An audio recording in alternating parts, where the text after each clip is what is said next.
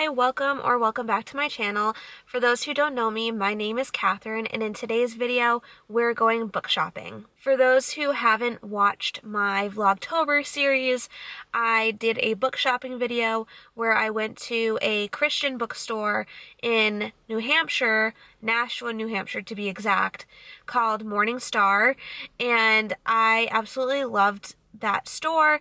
It was actually the first Christian bookstore that I've gone to in New England. I grew up in New England, didn't even know that they had Christian bookstores in my area, and I always thought that Christian bookstores were just like in other areas of the country, but just not New England, because for those who don't know, New England's like very spiritually dead. There aren't like a ton of Christians here. There's like self-proclaiming like people who call themselves Catholics, but they're like not practicing Catholics. They're like nominal Catholics, if that's the word for it. I call them CEOs, Christmas and Easter only. But anyway, that's besides the point. I went on my Vlogtober series book shopping at Morning Star, which at their Nashua, New Hampshire location, but they actually have two locations. They also have one in Leominster, Massachusetts. So I'm actually here at their Leominster, Massachusetts location, and I can't wait to go in. And for those who don't know, I actually am making like a major switch of like what I am choosing to read in terms of like fiction books. So I'm not really reading a lot of like mainstream secular books that are recommended on like Book Talk, BookTube, Bookstagram so much anymore. Like, I'm not limiting myself. Like, I'll still read like a few here and there, but like for the most part I'm switching over to mostly reading Christian fiction books. My bookshelves are looking a little bit sad right now because I unhauled like a lot of books that I either read or didn't read, and I just was not interested in them anymore because of the whole like mainstream secular Book Talk, Bookstagram, BookTube like community, them recommending it to me. I was just like so overwhelmed, and I just wasn't interested in them. In the first place, I was like just buying them just to buy them because they were popular, not really buying them because I was interested in them. So I unhauled a lot of books, so my bookshelves are looking a little bit sad right now. I want to fill them up, so that's why I came over here to buy some books that I can hopefully, stock my shelves up with. So let's head in. I'm really excited, and it should be a fun time.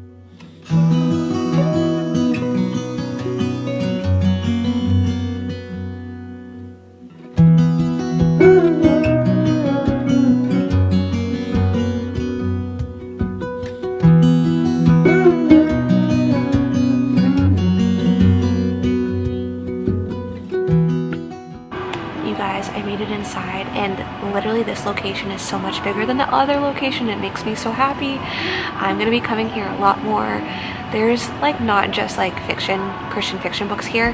There's also like Christian gifts and stuff too, and I just love it here. It makes me really hopeful to get into Christian fiction, seeing that there's like actually stores like this near me.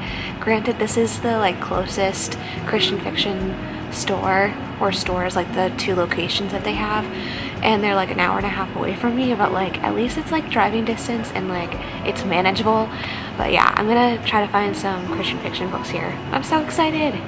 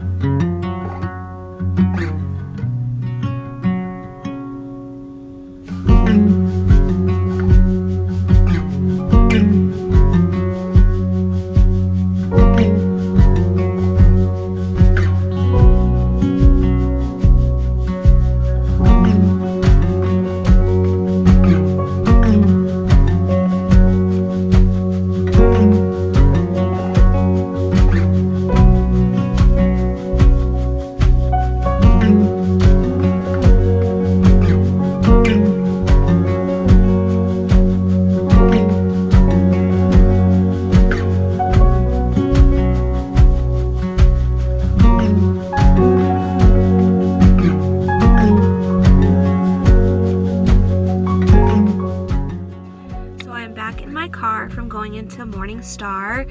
It was a quick and simple little trip. It was short and sweet, and I really enjoyed going in there. This location, like I mentioned before, is a lot larger than the Nashua, New Hampshire location that I went to before in my Vlogtober series, and I think that I'm going to come to this one more often just because they have a wider selection, especially of Christian fiction books. And they have other things, not just Christian fiction books in there. Like I mentioned before, they sell like Christian gifts and stuff, and Bibles and home decor and all that stuff. So if you're ever looking for like a Christian bookstore and gift store in the New England or Massachusetts area, definitely give Morningstar a look, because they have those two locations, one in Nashua and one here in Leominster. And I really enjoyed going in there. I got 3 books, and I'm going to show them to you. So the first book that I got is, oh my gosh, you can even see that with the light. It's When the Day Comes by Gabrielle Meyer. I've heard such good things about this book, and it's a historical fiction. It's time travel from what I know. It says Libby has been given a powerful gift to live one life in 1774 colonial Williamsburg and the other in 1914 Gilded Age New York City. When she falls asleep in one life, she wakes up in the other. While she's the same person at her core in both times, she's leading 2 vastly different lives. In colonial Williamsburg, Libby is a public printer for the House of Burgess and the royal governor, trying to provide for her family and support the patriot cause. The man she loves, Henry Montgomery, has his own secrets. As the revolution draws near, both their lives and any hope of love are put in jeopardy. Libby's life in 1914 New York is filled with wealth, drawing room conversations, and bachelors. But the only work she cares about, women's suffrage, is discouraging, and her mother is intent on marrying her off to an English marquis. The growing talk of war in Europe only complicates matters, but Libby knows she's not destined to live 2 lives forever. On her 21st birthday, she must choose one path and forfeit the other. How can she choose when she has so much to lose in each life? So essentially, it's dual timeline. Like I said, it's a Christian historical book. I don't think it's technically a Christian historical romance, but there is romance in it. But it's basically about her mostly.